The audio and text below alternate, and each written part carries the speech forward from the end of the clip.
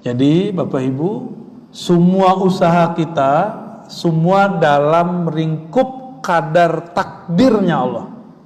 Tolong diluruskan ya. Jangan lagi ngomong kalau sudah tidak sanggup baru takdir. Itu orang imannya belum sah, karena rukun iman yang keenamnya belum sempurna. Hati-hati, ini akidah yang dipakai oleh Hizbut Tahrir.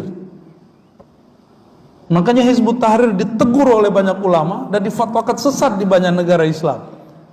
Jadi kalau Hizbut Tahrir mau aman di Indonesia, benarkan dulu iman ente, ya. Baru pas Ahlus Sunnah wal Jamaahnya. Ya. Buatlah Hizbut Tahrir ala ulama Ahlus Sunnah di sini, kita terima. Seperti kelompok Ikhwan Muslimin buat PKS di sini diterima orang. Malah Habib yang jadi pimpinannya. Habib Salim namanya. Habib Salim lagi namanya. Itu ideologi PKS itu Ikhwanul Muslimin yang diimpor secara pemikiran, diambil mustawrad min Mesir, dari Mesir. Meskipun orang Mesir belum tentu mengakui juga PKS itu bagian dari Ikhwanul Muslimin, karena Ikhwanul Muslimin diharamkan di Mesir. Tapi oleh ulama-ulamanya, ulama-ulama Ikhwani di Indonesia, mereka sudah poles. Mereka sudah perbaiki mana yang kira-kira ada kejanggalan, diterima. Saya punya banyak sahabat PKS aswaja, Pak. Nggak ada soalan, kita nggak ada masalah. Tapi saya kenal PKS lama, PK namanya, itu mentauhid-tauhidkan Pancasila. Pancasila tauhid. Loh, kenapa ente bikin partai? Ternyata maka ada konflik di antara mereka dulu. Sekarang mereka tambah jelas. Ya, kalau partai PKB, PBB kan udah jelas ya.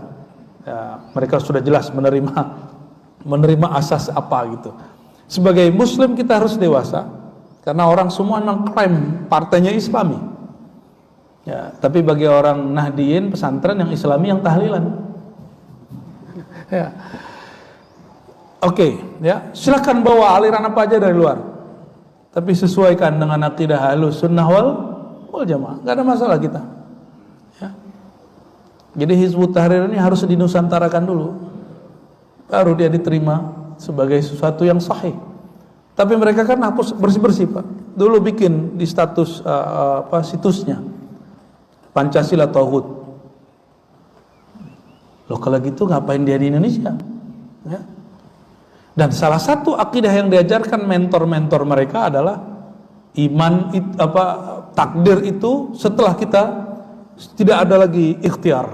Nauzubillah min dzalik. Apa bedanya ente dengan Mu'tazilah, Qadariyah, ya?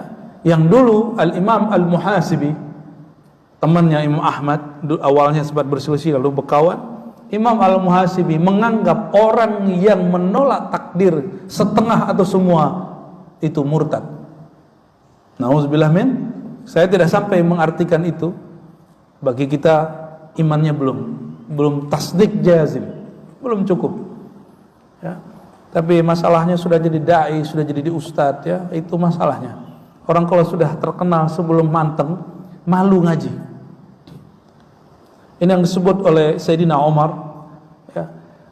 Ta'allamu qabla an tasudu. Begitu kalau nggak salah bahasa Arabnya. Belajarlah kamu sebelum kamu beruban. Bukan berarti Bapak yang sudah beruban gak usah belajar, bukan. Ini kalimat maksudnya apa? Atau tasudu berarti sebelum kamu menjadi tokoh. Bisa diterjemahkan begitu. Jadilah kamu santri sebelum kamu jadi tokoh, karena kalau jadi tokoh malu ngaji, gengsi. Nah ini yang saya lawan setiap kali ketemu kiai, ketemu orang alim, itu yang saya lawan Pak dalam batin saya. Itu berkecamuknya luar biasa. Ya, antara ingin mengambil ilmu orang itu dengan gengsi.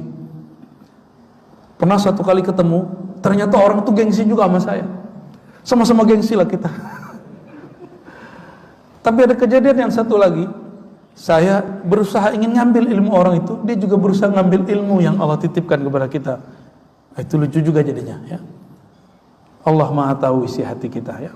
Allahu a'lam bishawab. Maka Bapak Ibu yang bukan Allah, taat Itu perbuatan hamba? Bukan. Ya, taat perbuatan hamba. Ini bagian terakhir.